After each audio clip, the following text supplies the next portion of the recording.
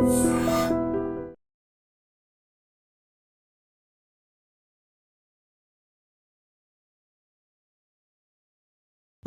University మంచి భవిష్యత్తు కోసం తెలుగు విద్యార్థులు ఇష్టపడే యూనివర్సిటీ. కాల్ 9059052378 9059052379. శ్రీకాకుళం జిల్లాలో ఘోర విషాదకర ఘటన చోటు చేసుకుంది. ముగ్గురు కార్మికులు అనుమానాస్పద మృతి తీవ్ర కలకలం రేపుతోంది. మెలియాపుట్టి మండలం దేనబంధుపురానికి సమీపంలో ఉన్నటువంటి విఆర్టీ గ్రానైట్ క్వారీలో ముగ్గురు కార్మికులు ముక్కలుగా తీవ్రమైనటువంటి అనుమానాస్పద రీతిలో మృతి చెంది ఉండటం ఇప్పుడు సంచలనంగా మారింది. మొదట వాతావరణ పరిస్థితులపైనకి ఈ ఘటన తోసేయాలి అనుకున్నారు, కానీ వాస్తవాలనైతే నిగ్గు తేలుస్తున్న ప్రయత్నంలో పోలీసులైతే ఉన్నారని చెప్పొచ్చు. పిడుగుపాటుకు ముగ్గురు చనిపోయారని మొదట వార్త నమ్మించడానికి ప్రయత్నం చేసినప్పటికీ కూడా తర్వాత విఆర్టీ గ్రానైట్ క్వారీలో ముగ్గురు కార్మికులు కూడా పనిచేస్తూ అక్కడ అనుమానాస్పద రీతిలో మృతి చెంది ఉండటం ఇప్పుడు తీవ్రంగా కలకలం రేపుతోంది. పూర్తి స్థాయిలో అనేక అనుమానాలు కూడా వ్యక్తమవుతున్నాయి. క్వారీని అయితే మాత్రం పూర్తిగా పోలీసులు తమ ఆధీనంలోనికి తీసుకున్నారని చెప్పొచ్చు. ఎందుకంటే పెద్ద ఎత్తున మృతుల బంధువులు కూడా అక్కడికి చేరుకుంటున్నటువంటి పరిస్థితి ఉంది. అలాగే చుట్టుపక్కల గ్రామస్తులు కూడా విషాదకర వార్త విని అక్కడికి చేరుకున్నారు. పోలవరం మండలం టెక్కలి పోలవరంకి చెందినటువంటి ఇద్దరు కార్మికులు, అలాగే తమిళనాడు రాష్ట్రానికి చెందినటువంటి ఒక కార్మికుడిగా పోలీసులు అయితే గుర్తించడం జరిగింది. ఐ డ్రీమ్ స్క్రీన్ పైన మీరు చూస్తున్నారు. మృతులు ఎవరైతే ముగ్గురు కార్మికులు ఈ క్వారీ ఘటనకు సంబంధించి అనుమానాస్పద రీతిలో మృతి చెంది ఉన్నారు, వారి యొక్క ఫొటోస్ అయితే ఇవి రివీల్ చేయడం జరిగింది పోలీసులు.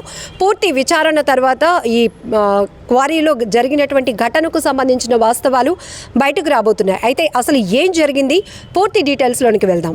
శ్రీకాకుళం జిల్లా మెలియాపుట్టి మండలం దేనబంధుపురం సమీపాన దబ్బగూడ రెవెన్యూ పరిధిలోని మనీషా కోనపరెడ్డికి చెందిన విఆర్టీ గ్రానైట్ క్వారీలో ముగ్గురు కార్మికులు శుక్రవారం అనుమానాస్పద స్థితిలో మృతి చెందారు.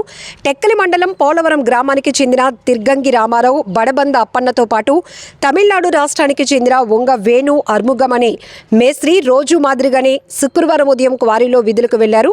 అయితే శుక్రవారం సాయంత్రం చీకటి పడుతున్న సమయంలో పిడుగుపడి ఆ ముగ్గురు మృతి చెందినట్టు కుటుంబ సభ్యులకు క్వారీ యజమాని సమాచారం ఇచ్చారు. కానీ కుటుంబ సభ్యులు క్వారీ వద్దకు వచ్చేలోపే మృతదేహాలను ఒక వ్యాన్లో వేసి కొండపై నుంచి కిందకు దింపేశారు. దీంతో కుటుంబ సభ్యులకు అనేక అనుమానాలు రేకెత్తి గ్రానైట్ యజమానితో వాగ్వాదానికి దిగారు.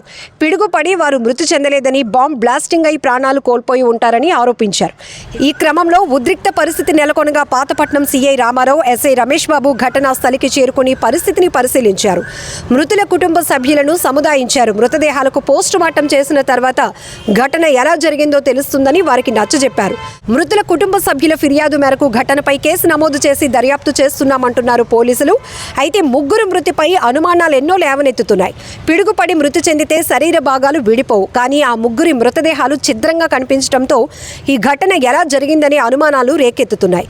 పిడుగుపడి మృతి చెందితే పోలీసులకు కుటుంబ సభ్యులకు సమాచారం అందించాలి, కానీ అలా కాకుండా మృతదేహాలను కుటుంబ సభ్యులు రాకముందే కొండపై నుంచి కిందకు దించేయడంపై అనుమానాలు వ్యక్తమవుతున్నాయి.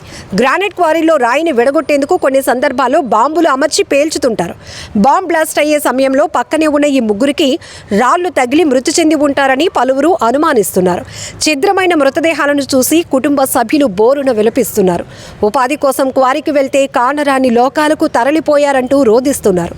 ఇక తమకు దిక్కెవరని కన్నీటి పర్యంతమవుతున్నారు. ఈ ఘటనతో పోలవరం గ్రామంలో విషాద ఛాయలు అలముకున్నాయి.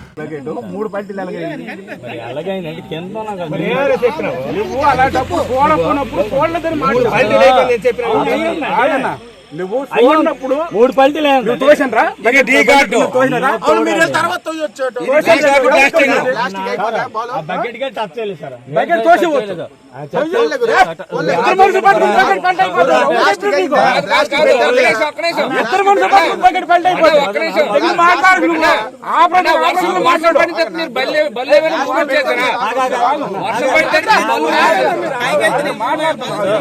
లైట్లు ఉన్నాయా?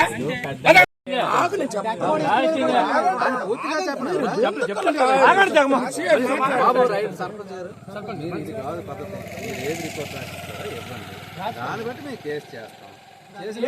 సార్ ఇప్పుడు ఆయన మాకు మేనేజ్మెంట్ మాట్లాడుతారు. వచ్చి ఎలాగైతే అలా మాట్లాడదు. నువ్వు బ్లాస్టింగ్ చేశావు, ఒరిజినల్ చెప్పాను.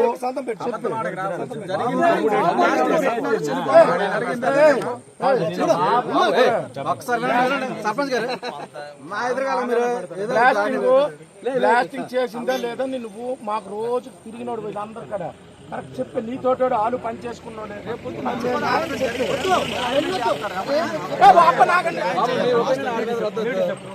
బెదిరించమండి.